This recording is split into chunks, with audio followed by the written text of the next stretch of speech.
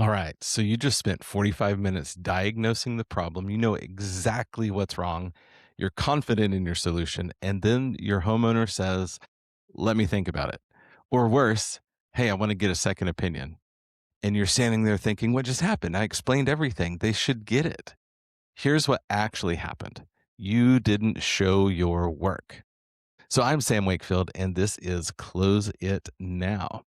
So last week, we talked about the tipping point, how homeowners have already said yes by the time you show up, and your job is to honor that courage. But today, we are going to talk about something a little bit different. So the next step in the process. So here's where most of us lose them. We diagnose the problem, we know the solution, and we jump straight to the price. Problem, price, solution.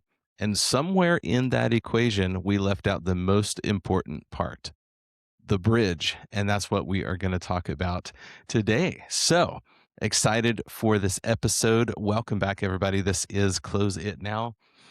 We are coming up on 7 years in running this podcast, coming up on speeding towards episode 300. So, for all of you that have been here since the beginning, I appreciate every single one of you. For every single one of you who are new, I appreciate every single one of you as well. I'm grateful for you all. And this is 2026 is the year for you to dominate your market, for you to finally break through that plateau to get to the next level. If in your sales, in your business, it's time for you to take the steps it takes to finally say, you know what would happen if I went all in? If I stopped just giving 80% and I went all in and did all of the things I know I should be doing. Or learn something new. I implement something new to get to the next level. In order to get changes, we have to make changes too. For things to get better, I have to get better. For things to change, I have to change. That's the mindset we have to adopt. So I am here to help you do that, and I appreciate all of you. So let's take a quick second and toast this episode. What's in your cup today? I'm still kind of rocking the same stuff. I've got my basic coffee. Actually, here's the interesting thing. I was out earlier. I love, as you know, if you've listened to many episodes, you know I love bougie coffee. Starbucks has a new ube and coconut latte, which I tried earlier, and I tried the iced version, and it was pretty next level. It was kind of generic, of course, as you can imagine, very commercial, but it was good. So I recommend it. Give it a shot give it a shot if you're into stuff like that. But let's toast today's episode and hop right in here. I've got a couple super quick announcements, and then we're going to jump into this. So everybody grab your drinks. 3, 2, 1. All right. So the couple quick announcements. One is the Growth Catalyst. The Growth Catalyst is the program is launching like crazy. We have had so many conversations this week with companies that just instantly are able to see all the literal hundreds of thousands of dollars, or even some, in a couple cases, uh, companies we're looking at 7 figures that are sitting that are just not being captured. They're sitting in the company, and you don't know how, you don't know where. Are you that business owner that you've got lots of revenue coming in, the money's rolling through, and at the end of the year or end of the whatever period, you're just like, hey, where did it all go? End of the year comes tax time, and you're like, holy cow, boy, we moved a lot of money through, but there's nothing left. Why can't I pay myself? Where did the profit go? That is exactly what we're talking about. So we're able to find all of those places and get it back to you, put it back in your pocket, and then put together a growth plan to get you past those walls that you've been bumping up against. All of those places where you keep running up against these brick walls where it seems like you'll get a little bit past it and it slams you back down. You get a little bit past it and it slams you back down right at those levels. Is it the $2.5 million level? Is it the 3 million? Is it the 1 million? Is it you just can't break through? Is it the 5 million mark? Is it the 7? Is it the 10 million? Where is your number? Where is that place? Is it 12? Is it 15? Is it 20? Every single company has this place, this barrier where it seems like you can't quite get past it. That's what we do. Together, my team and I, we have scaled companies into, in fact, into the hundreds of millions of dollars. And so we know the roadmap. We know how to get there. We can show you exactly how to do it in a way that you don't feel overwhelmed. That's step one, is you feel like you're drowning, help you not drown anymore so you can actually have time to breathe, have time to focus with your family a little bit, as well as build your business at the same time. So that is the growth catalyst. If you're that owner and you want to know more about that, reach out to me, because here's what's going on right now. Time of recording here is March 14th. This is a super short time window of opportunity. Right now, we're doing a diagnostic. Normally, that diagnostic is $7,500. And for everybody who reaches out that gets on my calendar before the end of March 2026, we're doing those at no charge in the launch of this program. So that is the window. That's what you got. Beyond that, we'll talk, but it's not going to be at no charge anymore. So I want to help you. I want to help as many companies as I possibly can this year break through those barriers and get to that next level. Yes, I understand lots going on in the world, in the economy. It doesn't mean that homeowners are not investing in their homes, and we can show you a way to make that work. The flip side of this, I just want to make sure to mention this, is we are not one of those companies that's going to steal your company. We're not the platform, the blueprint, the roadmap, the magical guide. It's not how it works. We actually work in your company with you to get this work done, so you can see profit where you couldn't see a profit before, and you can start to see a clear path out. So if that's an exit, or if that's just building a legacy business, either way, it doesn't matter. The steps are the same. And so reach out to me. It's the Growth Catalyst. You can email me, sam@closeitnow.net. You can find me on Facebook. Go join the Facebook group. And also, you can go to the website, closeitnow.net, fill out the form there, and I'll get right back to you directly. Let's see. That is it for now. So let's hop into this content. Okay, so we're talking about the bridge. This is the show your work episode.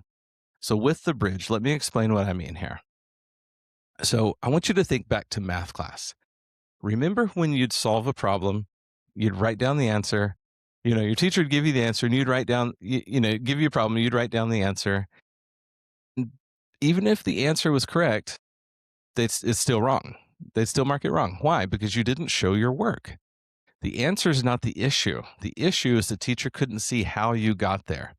That's exactly what is happening in your appointments. What happens so often is you've got the right answer, but the homeowner can't see how you got there, so they don't trust it. Because here's the reality, and here's what you have to realize. And in doing what we do, we have, to some degree, and I don't care what your role is and what industry you're in, if it's HVAC or plumbing or electrical or garage doors or fencing or irrigation or whatever your industry is, if it's solar or roofing, it doesn't matter. Only about 3% of the population are technicians or technical minded. That's the engineers. That's why 1 in 50 appointments you'll come across an engineer. But so realistically, it's only about 3% of the population their brains are wired to be able to think in terms of what the outcomes are going to look like based on strictly the information of what the thing does, whatever your industry is. And what that means is 97% of your homeowners don't have the mental ability to connect the technical dots on their own. They can't see the bridge between, hey, my room is cold, and restricted ductwork.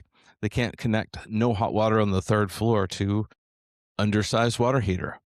They can't mentally link cause and effect the way you can, because that's not their job. It's yours. And if you don't build the bridge for them, if you don't show them how this is causing that, they're left with this question mark in their brain, and a confused mind says no. So here's the mental model I need you to lock into. Showing your work is building the bridge between the problem that they experience and the solution you're recommending. What happens is most technicians and salespeople, they do this. You say your homeowner describes the problem. Hey, my son's room is always freezing. You diagnose the issue. Hey, it's restricted ductwork to that side of the house. Then you come back and say, I found your problem. It's the ductwork. And right there, you just lost them because here's what just happened in their brain. They told you the room is cold. You told them it's the ductwork, but you never connected the two. You found your problem, you found the house's problem, but you didn't find their problem. Their problem is my son is freezing at night. He's complaining. We have extra blankets. We're running a space heater. Your problem is restricted ductwork. Those are two very different things in the homeowner's mind. And when we don't build that bridge between them, you create what's called cognitive dissonance. And so basically they're thinking, okay, you say it's the ductwork, but how does that explain why my son's room is cold?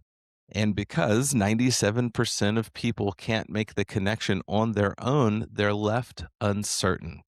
And uncertainty is what kills the sale. So, Sam, how do we fix it? Here's how to fix it. Instead of saying, I found your problem, it's the ductwork, you say, I found what's causing your problem.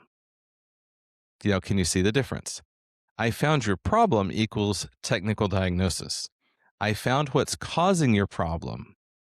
That's the bridge between their experience and your solution. Now you're not just giving them the answer, you're showing them how you got there. And here's so I'm going to give you a framework.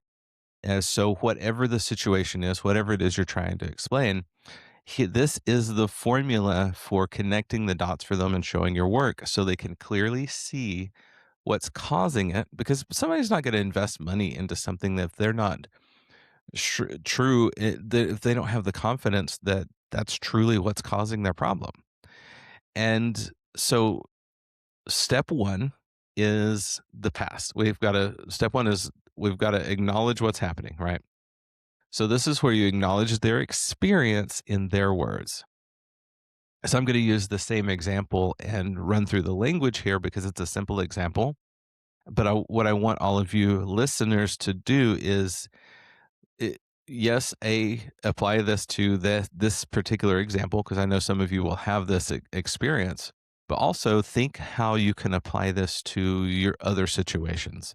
Because once I go through this framework, I hope that you'll be able to immediately be able to implement this and use it. If not, reach out to me and we'll have a conversation. So, step one, the past. This is where you acknowledge their experience, and it's not the experience, it's their experience in their words. So you told me your son's room has been freezing all winter. You got extra blankets on the bed. You're running a space heater at night because that's the only way to keep him warm. And you mentioned, the fire marshal says you're not supposed to leave space heaters running overnight in kids' rooms. So now you're worried about safety on top of everything else. That's an example. So what we're doing, we're not diagnosing yet. We're just reflecting back what they told you. This does two things. It shows that you were actually listening, because how many of us, we find ourselves not listening? So this is step one, Sales 101. You have to actually listen. Listen to understand, don't listen to respond. So it shows them you are actually listening. Number two, it confirms you understand their problem, not just the technical problem.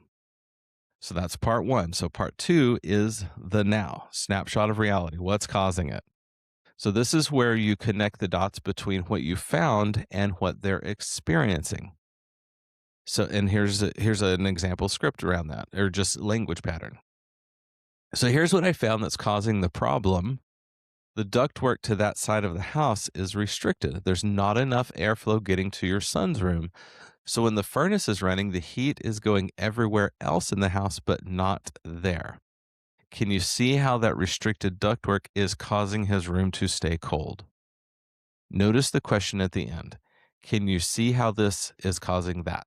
Can you see how this is causing that? Can you see how the restricted ductwork is causing his room to stay cold? Can you see how this is causing that? That's your formula. This is critical. You're not assuming they made the connection. You're checking in to make sure the bridge is there. If they say yes, great, move forward. If they pause and look confused, say it a different way. Use an analogy, draw a picture. Highly recommend keep your notebook with you, keep some paper and draw pictures. Keep going until they say, okay, I get it. Because if they don't clearly understand how this is causing that, they will never feel confident moving forward.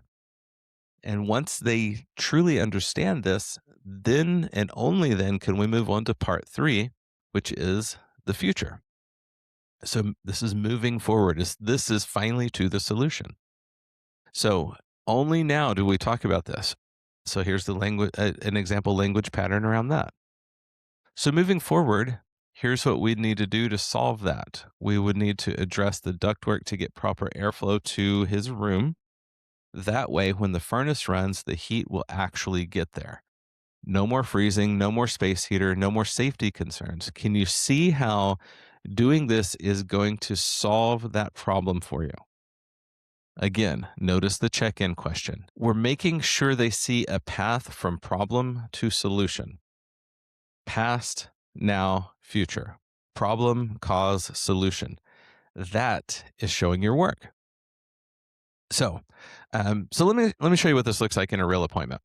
Let's do the no hot water on the third floor scenario because I literally just experienced this 2 weeks ago when I was in Boston, the Boston area with Fagundus Heating and Air and Plumbing. We went to a home. It was a tankless water heater in a basement, third floor of this house. It was a really stacked house, no hot water. Saw this exact thing. So this is fun. So I'm going to use that as the example for everybody listening of what it was like. So the homeowner, of course, hey, we have no hot water on the third floor. It takes forever to get hot. And even then it's barely warm. So we investigate. We came back. Hey, we found your problem. Your water heater's undersized for actually in this case, I've got some notes here. I'm actually going to change it to what we experienced. So we found the problem. Your tankless water heater is getting plugged up with a bunch of the silt and the trash moving in from the street. So what's happened? So of course, blank stare, right? And so that was the scenario there. Actually, I'm going to go back to my notes because it's a little simpler path. But that's what we found. What we ended up doing is we put some filtration in. We cleaned out the filter, got them going, and before we left, had the homeowner actually the homeowner's wife. It was funny too because so this is a real life story. She's standing in there. We adjusted it some, and she says, "Oh, my skin's not red. It's not hot enough." So we were laughing. I said, "Oh, like like a typical woman's lobster shower. You're looking for the lobster shower." And she laughs and she says, "Yes, that's exactly right." So notice what happened there. The moment that we made it fun, but more importantly, I pulled out the your typical woman's lobster shower, and she goes, "That's exactly right," because I was listening. When she said, "My skin's not red yet," that told me I knew exactly what she was looking for. So I was totally thinking about this the whole time. But you want your homeowners to go, "That's right." The moment they go, "That's right," you've nailed it. So of course we added some more filtration in the system to prevent it from happening again. Cleaned out the filter and the screen, and now of course we go back up to the third floor, and she's standing there and steam's billowing out of the bathroom, and her skin's turning red on her hand, and she's like, "Oh, this is perfect." And all the rest of us are looking at it going, "God, this is awful. I feel like I just scald my skin off." But that's exactly what she wanted. And remember, people will always pay more for what they want than what they need. So let's go back to this other scenario because I want to walk through my notes here. So back to we have no hot water on the third floor. It takes forever to get hot, and even then it's barely warm. So we come back. Hey, I found your problem. Your water heater is undersized for a 3-story house. Blank stare. Okay, so what do I need to do? In this scenario, we just gave them the answer, but they have no idea why that answer is correct. So when you give them the price, they're going to want a second opinion because you didn't build the bridge. So here's the correct way. Homeowner says, Hey, we have no hot water on the third floor, and it takes forever to get hot, and even then it's barely warm. We investigate, we come back. So you told me you're not getting hot water on the third floor. It takes a long time, and even when it does get there, it's not very hot. Am I guessing that's frustrating because you've got kids up there trying to take showers in the morning? Is that right? Yeah, exactly. Okay, here's what I found that's causing that.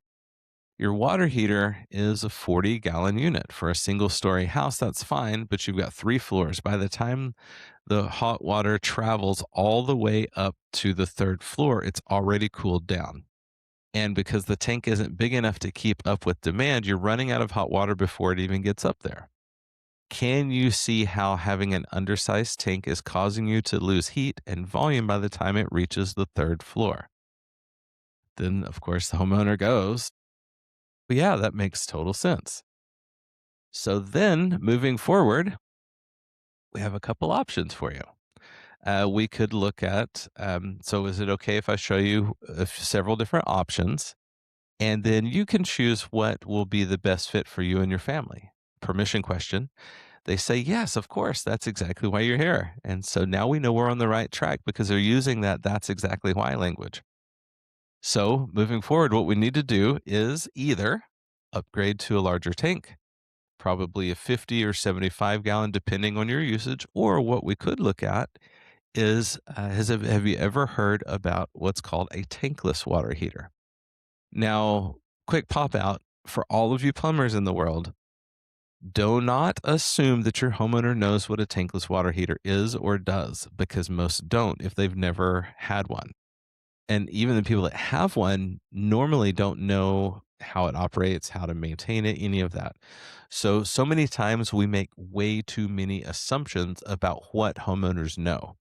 So that's why we have to start with the basics. Have you ever heard of or do you know anything about what a tankless water heater is and what it does? So it's not just what it is, staying with the theme of this episode and what it does and how what it can do for you. Ask those questions first. They're going to say, "Well, I know some about it." Or I've had one before. Yeah, those are great. Or no, I don't know anything. But no matter what they answer, it gives you the opportunity to continue that conversation around them. And that way you've got and then you just tell them that way, it never runs out of capacity, right? Then you've got enough capacity to get hot water all the way to the third floor and still have it be hot when it gets there. So you go through your options and then here's the important check-in question. Can you see how that's going to solve the problem? And they go, "Yeah, absolutely." Now, and only now, you can talk about price. Because they're not confused anymore. They understand how this is causing that and how your solution fixes it. You showed your work. And when you show your work, price objections are going to dramatically drop and start to disappear. And I promise you, I can assure you, this is what happens. This is how to get rid of price objections. They just have to completely understand how this is going to help that, how this is causing that, and how your solution is going to fix what's going on. When people say, "Wow, that's a high price," and we're like, "Hey, compared to what?" They're like, "Oh, the other guy's this much cheaper." Most of the time, it's not an objection. They just need to understand what your difference in price versus the other company is. And the moment you can communicate like this to them, all of a sudden the price objection goes away. They're like, "Oh, I totally get it now." Because now they understand they're getting better service. They understand the quality. They understand all the differences. Because price isn't the real objection. Confusion is. So here's what I need you to understand on a deeper level. Most price objections aren't actually about price. They're about confidence. When a homeowner says, "I need to think about it," or "I want to get another quote," what they're really saying is, "I'm not confident that you've actually figured out what's wrong." And why aren't they confident? Because you never showed them how you got there. They gave you a problem, just like your math teacher. You wrote the solution, you wrote the answer. You didn't show your work, so it's still wrong. You don't get credit for it, even if the answer is right. So the next time you walk into an appointment, I want you to remember this. Your job is to not just diagnose the problem, your job is to help the homeowner see what you see. That means slowing down. It means using their words, not technical jargon, not all of this contractor speak that we use all the time. It means checking in. Can you see how this is causing that? It means building the bridge between their experience and your solution. Because the truth is they already trust that you're smart enough to find the problem. What they don't trust yet is whether you found the right problem. And the only way to prove that is by showing your work. So let's recap real quick to bring it home. Only 3% of the population are technicians. The other 97% cannot mentally connect the dots on their own. If you jump from problem to price to solution without building the bridge, you leave them confused. So use this 3-part framework: past, now, future. Past, acknowledge their experience in their words. Now, show them what's causing the problem. And then you check in with, can you see how this is causing that? Future, explain the solution. And then your check-in question there is, can you see how this is going to solve that for you? When you show your work, your price objection drops, because the objection was never really about price. It's about confidence. And you just gave them the confidence they needed. So if this hit home, if you've been losing sales to, let me think about it, and you're realizing it's because you weren't showing your work, I want you to try this in your next appointment. And remember, try this 20 times before you even judge if it works or not. So use that 3-part framework: past, now, future. Watch what happens when you stop assuming they understand and start showing them how you got there. So if you want help with this, I am starting the next round of group coaching the first week of April. It's 5 people. That's it. I'm no longer doing one-on-one coaching. This is strictly a group of 5 people now. It's a 6-month program, weekly sessions. We're going to break down every single part of your process, including how to communicate so homeowners actually understand what you're telling them. So if you would like to know more about that, head over to closeitnow.net, fill out the form, or message me directly, sam@closeitnow.net, and let's talk. We'll go through what you're struggling with, what your friction points are, and I'll cover a lot more of the program details with you. And next week, we are diving into something that came up in the Nashua, Massachusetts training that no one else is teaching when I was up in the Boston area a couple weeks ago. It's basically stop saying only and just, the language that kills your value. Actually, there are a couple people teaching that.